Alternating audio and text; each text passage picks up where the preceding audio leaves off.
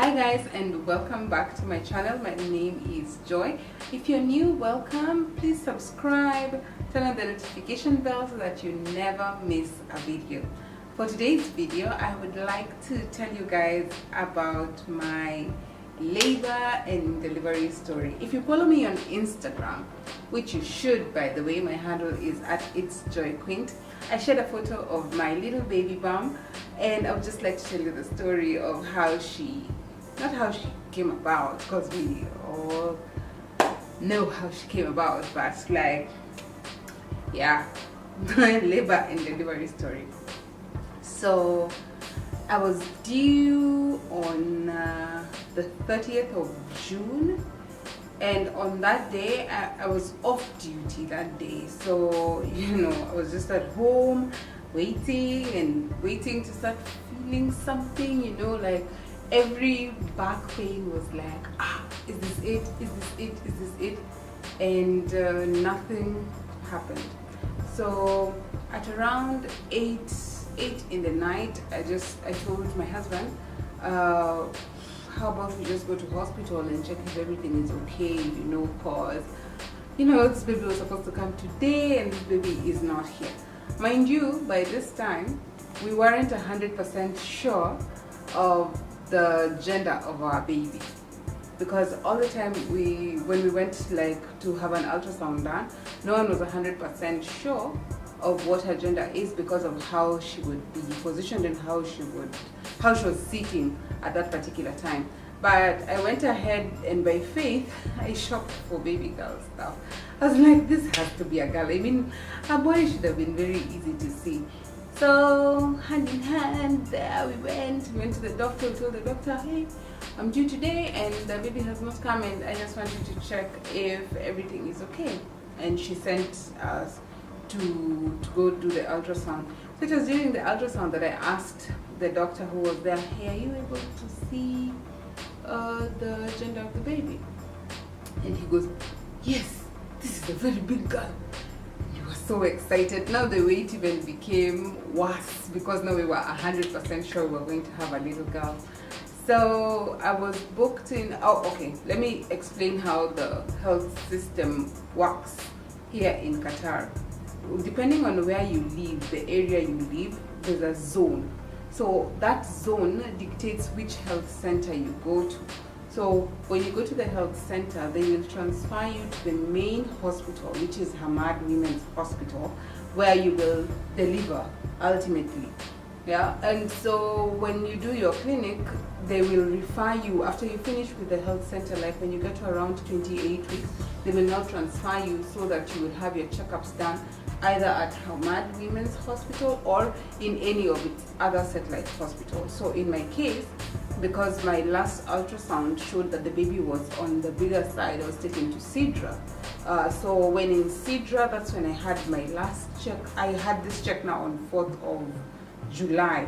And so when I was in Sidra, the doctors there told me that the baby seems to be around 4.6 kilograms. And they asked me, has anyone spoken to you about your options? Like, will you give birth vaginally or are you going in for a cesarean?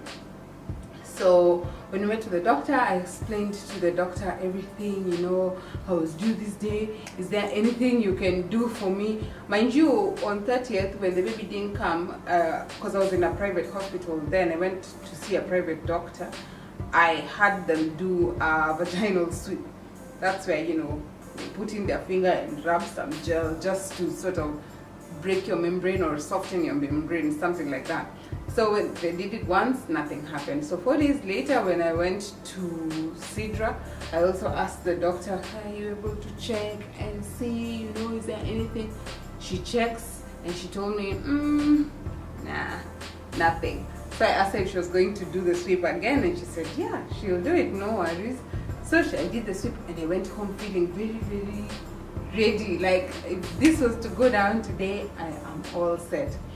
And the waiting began. So 5th, 6th, 7th, 8th, 9th, and the 10th, and I kept praying. I was telling God, because now on the 11th, I was booked to be induced.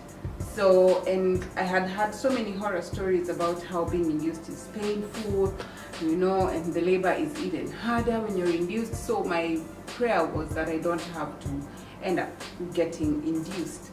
So when the 10th during the day, I was with my sister Pauline, and I told Pauline the way I'm feeling, like, oh my god, tomorrow is going to be such a bad day, because that's the day we're supposed to wake up early, go to the hospital and get induced. And you know, she told me, well, we've tried everything.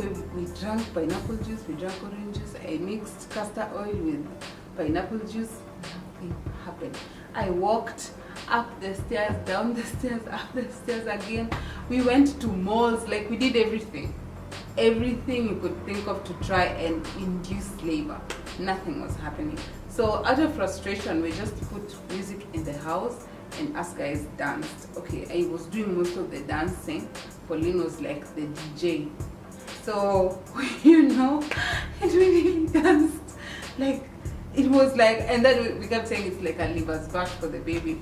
And as it were, for the other days, every time we'd get to midnight, that's when I'd go to sleep, because I'd be like, Yani, it's not today. So that 10th, we went to bed very nicely, feeling very disappointed that, oh my God, God is not answering my prayers. Now tomorrow, I'm going to be induced and all hell will break loose. So we went to bed. And at around midnight, went to bed, say around 10:30 there about. So at around midnight, I was like, okay, my back is paining, but this has been the trend, so let's keep going. So I got into bed and I tried sleeping, and then I was like, this backache is so weird. And you know, I stayed for another like half an hour, nothing. When it got to 1, I told Quint, I don't think I'm comfortable in the bed. Let me go lie down in the sitting room, because I think the seats must be softer. So I came to the sitting room. Then Pauline, I think Pauline had me. Why am I calling her Pauline? Ask her, it's called her Pips. So Pips came and found me sleeping in the sitting room, and she was like, are you okay? I'm like, yeah, it's just that my back is so uncomfortable, so I just want to lie down here. I think this is a better position. 30 minutes later, I'm like, okay, I have this gazillion apps that I was using. Can I just measure or count how often these contractions are coming? I find these things are coming like 20 minutes apart, but then they last like from 30 seconds to a minute. So I was like, there's nothing regular about this. By the time it got to 2 in the morning, I was like, by the way, I'm going to give birth in this house. In my head, I was like 5 centimeters dilated by now. So there we are. We had prepared ourselves, like, if this was to happen, what am I going to do?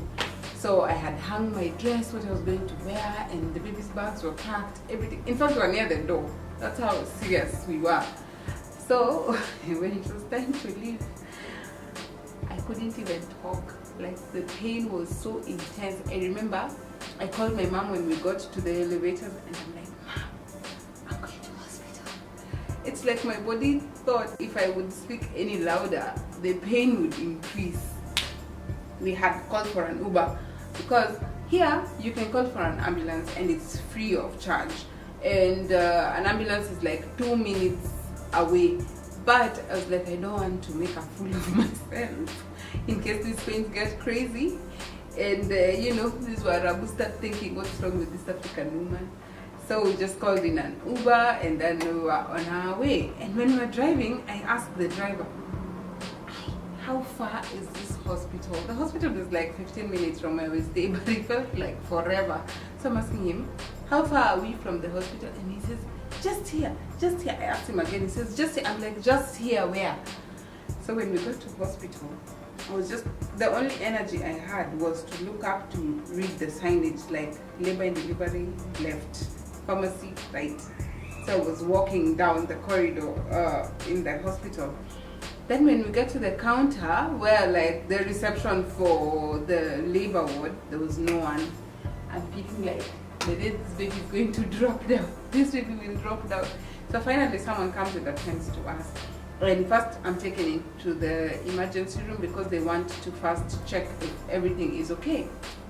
So So when I'm there, they tie these monitors, like they tied two. So one measures the intensity of your contraction and the other one measures the baby's heartbeat. So they observed me there for about an hour. Mind you, I told Quint bye. Did I even tell him bye? I think I just left him when they wheeled me out. I left him and I went in with my sis. So that was the last time I saw him, by the way, because they don't allow the husband to be in the delivery room or the labor ward. So he only comes to see you when you're in the rooms. So when I'm there, they measure and I'm 2 centimeters. And that time it's like 3 in the morning. So in my head I'm like, 3 in the morning, I'm 2 centimeters. When am I going to get to 10 centimeters? So I just try and keep and stay positive, you know, like tell myself, it's okay, you've got this, it's okay, you've got this. But the contractions are too painful. So in a few hours, like 1-2 hours, I moved up to the delivery room, and in the delivery room there's a nurse and the doctors keep coming, so you're alone in the room. So when I'm there, that's when like it gets too much, like I'm writhing in pain. But now, you know, when you're not home, there's that thing where you have to be a little bit bougie. So, you know, the way in Pumwani and in Kenyatta, you like, Mayo, and you cry, Mama, and all that. Here you can't, because you're like, you don't want to be put in a weird category. So, you know, you have to keep it together and you have to be like focused.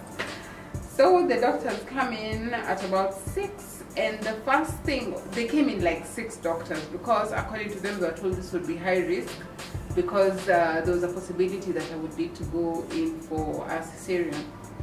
And so they come, and the first thing one of the doctors notices is that the contractions are too intense. So on the monitor it goes for like green to orange to red. So mine was like up there. So he says, by the way, you know, we have an epidural for you if you wish to have one, because these contractions are too intense and it will make you exhausted, and our focus is for you to have a normal delivery, seeing that this is not your first delivery. And you know, so he's like, are you okay with getting an epidural? And while he was asking the question, another contraction came. He just said, yes, I am okay. So when they called the anesthetist, this lady tells me that I will have to be still for a full minute, a full 60 seconds, so that she can insert the catheter. And at this point, I'm like, Mungu saidia, because the pain is just wrong. Like, the pain is just wrong. Like, you know, it's rather someone cuts you with a razor blade continuously than feel what I was feeling. So all in all, we have a successful, you know, the whole thing, putting on the epi inside went well. And the minute they just pressed it like this, it was heaven. Heaven, I won't lie. So I managed to sleep, because I hadn't slept and I was exhausted. So I managed to sleep, but because I was going in, there was a possibility of me going into theater. I could not eat or, you know, have anything.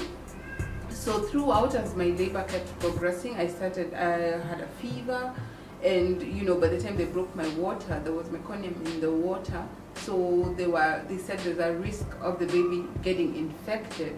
So they kept trying to suppress the fever, but they were not successful. Another thing, because of the epi, I could not feel my bowels. So when I needed to pee, I didn't know that my bladder was full. You know that feeling you get that you want to pee? Nothing. So they had to insert a catheter, and the way the baby's head was positioned, it was blocking. So the doctor had to like insert the fingers, lift the head, then the catheter would be put in. Thankfully, all this time I could not feel anything. So when it got to like 1 p.m., the doctor came and told me, oh, you're 10 centimeters dilated. So the policy at the hospital is that when you get to 10 centimeters dilated, you have 3 hours to deliver a natural birth or a normal delivery. Should the 3 hours elapse, then you would need to go in for a cesarean. So he told the nurse that help your patient start pushing so as to help the baby down into the back canal and, you know, have an easier delivery. So we started pushing with the nurse, you know, slowly by slowly. When the doctors came in, now I understood that methali that says, is it a methali really? The one for kuzaa ina aibu? It's not a methali. So I must lie on my back. So I lie on my back, and then they asked me to move my knees to be near my shoulders. And I'm like, don't you guys see that I am still pregnant to this point? They're like, no, you have to. So my left leg had sort of lost sensation because of the effects of the epidural, and I couldn't.